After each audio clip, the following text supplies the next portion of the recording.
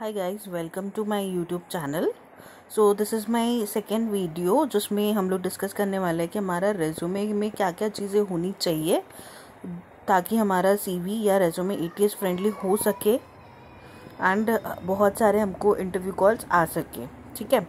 So first video में हमने discuss करा था कि what is resume, what is CV, उसका फॉन्ट क्या होना चाहिए, उसका फॉर्मेट क्या होना चाहिए।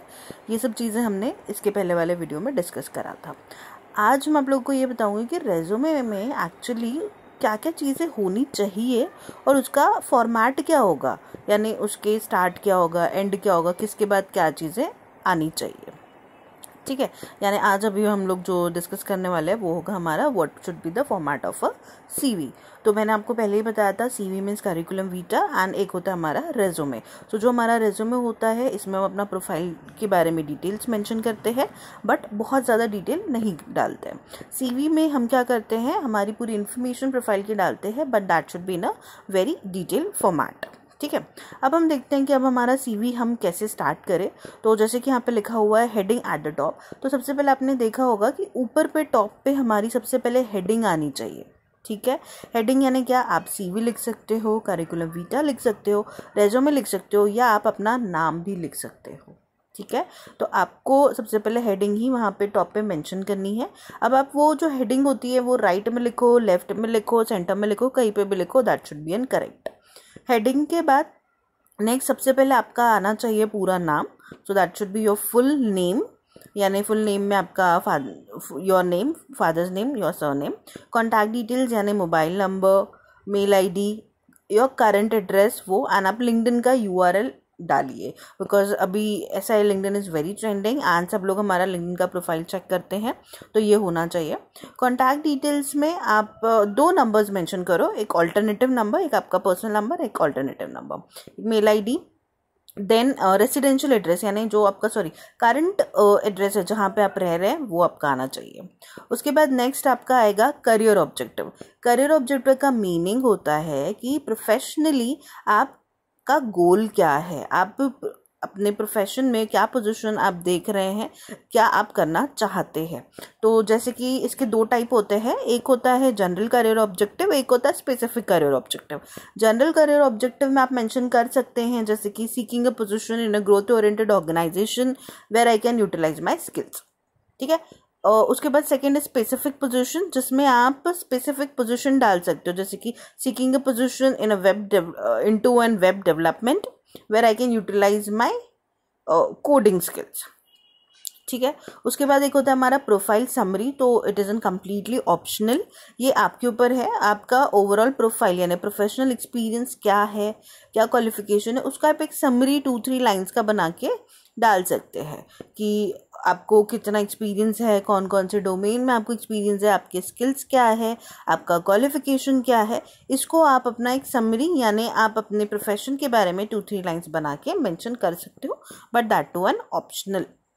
उसके बाद सबसे पहले अगर आप एक्सपीरियंस्ड है तो सबसे पहले आएगा आपका प्रोफेशनल एक्सपीरियंस। प्रोफेशनल एक्सपीरियंस यानी आपकी करंट कंपनी क्या है, योर करंट ऑर्गेनाइजेशन नेम, आपका डेजिग्नेशन क्या है, आपका ड्यूरेशन यानी आप कब से कब तक काम कर रहे हो, अगर आप अभी भी काम कर रहे हो तो टिल डेट। उसके बाद आपका जॉब रोल, देन अगर आप ऐसा है कि कोई प्रोजेक्ट्स के ऊपर वर्क करते हो तो वहाँ पे आपको प्रोजेक्ट की डिटेल्स मेंशन करना है।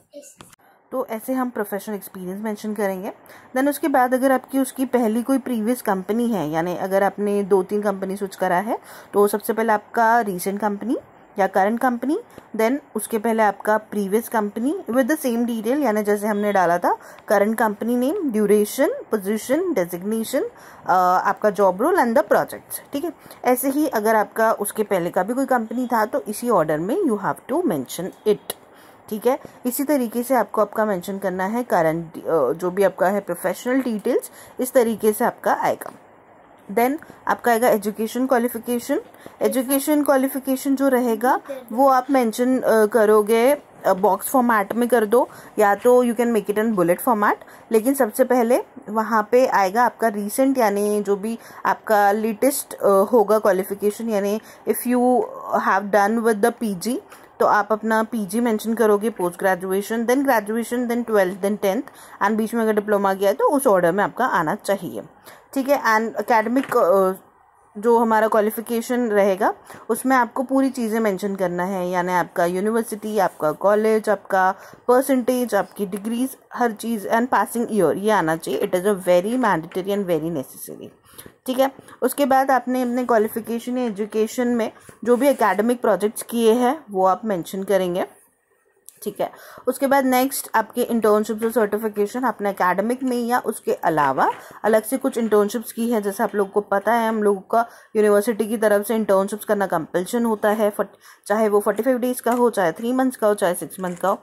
तो वो आपने करा होगा तो वो आपको वहाँ पे मेंशन करना है.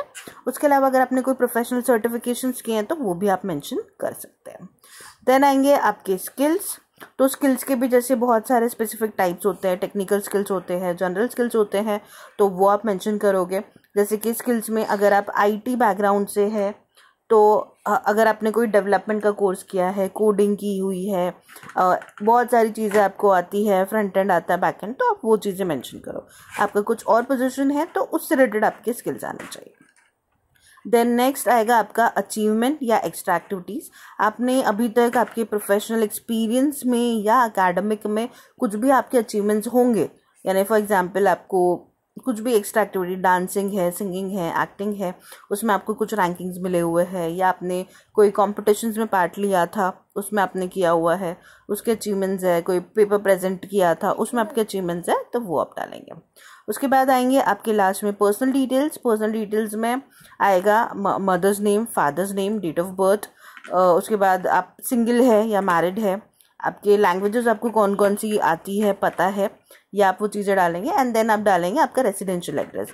हमने करंट सबसे फ्रंट में जब हमने ड्रॉप पे डाला था तो हमने करंट एड्रेस डाला था, यहाँ पे रिसेंट आपका रेसिडेंशियल एड्रेस आएगा. देन लास्ट में होता है हमारा डिक्लेरेशन, कि डिक्लेरेशन यानी हम ये डिक्लेयर कर रहे हैं कि हमने जो भी चीज़ें मेंशन करी है दैट इज़ ट्रू, उसमें कुछ भी ये नहीं है, तो वो आप डिक्लेरेशन वहाँ पे मेंशन करेंगे. But that too one optional, आजकल सीवी में कोई चीज़ें नहीं डालते हैं. ठीक है. फिर डिक्लेरेशन के बाद डिक्लेरेशन के बाद लास्ट में आएगा आपका थैंक्स, लोकेशन एंड डेट, जिसमें आप अगर हार्ड कॉपी लेते हैं तो you have to make your signature thanks के नीचे, लोकेशन आप किस लोकेशन पे है, एंड देन उस दिन का डेट ये आना चाहिए. बट आजकल ऐसा हो गया कि it is not an compulsion. आप अपना CV एक प्रॉपर बना के लास्ट में you can just mention on your, अपने राइटिंग में भी लिख सकते हैं. जैसे ये अब 2 सैम्पल्स है.